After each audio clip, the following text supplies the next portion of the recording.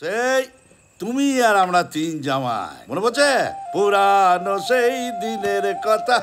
আমি কিন্তু বেশি খাবো না। না না, বেশি খেলে বেশি কথা বলে ফেলি। না, আপনি তো খুব সংযত হয়েই থাকেন। হ্যাঁ, থাকে না, খুবই। হ্যাঁ, তোমার মুখ থেকে কথা বের করা শিবের উনি কি জল দিয়ে খান? না না, শুধু শুধু নিট খাবে একদম। ও, ওই দেখো আবার আচমন করছে কেরি ভাঙা। বাংলা দিয়েছিস তো? স্কচ ফচ দিস না কিন্তু, ওতে ওর আবার নেশা হবে না, মালও ফুরিয়ে যাবে, চাপের হয়ে যাবে। হ্যাঁ, চাচু চাচু। হ্যাঁ না, হ্যাঁ বলছি যে অতীন্দ্রদা কে গো? কে? অতীন্দ্রদা। অতীন্দ্রদা কে গো? কে? এই শুরু হলো।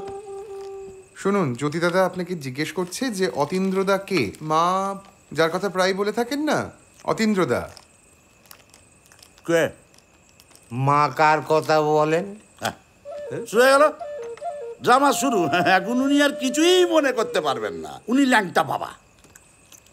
হ্যাঁ, বলছি অতীন্দ্র, অতীন্দ্র বাংলাদেশ। মা যার সঙ্গে ইয়েতে করে যেতেন, স্টিমারে করে, তারপরে মাছ ধরতে যেতেন। দাদুবাবু আবার কবে মাকে নিয়ে মাছ ধরতে গেলেন? আরে দোয়ারি, আমি কি দাঁড়াও বলছি? দাঁড়াও, আমি বলছি। অতীন্দ্রদা কে?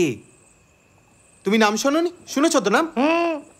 এই তো বিয়ের পর মা যখন এ বাড়িতে এলেন তখন থেকেই মার মুখে ওনার কথা। নাকি? হ্যাঁ, মা ওনাকে কি ভালোবাসেন, কি যে ভালোবাসেন, খালি ওনার কথা।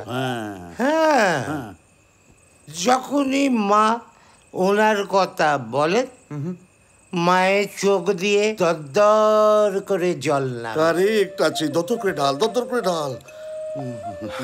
তারপর তারপর মা তো ওনার গানও গান গান গান গাইতেন, গান। হ্যাঁ, ককটেল কর, ককটেল কর। মা ওনাকে পুজোও করতেন।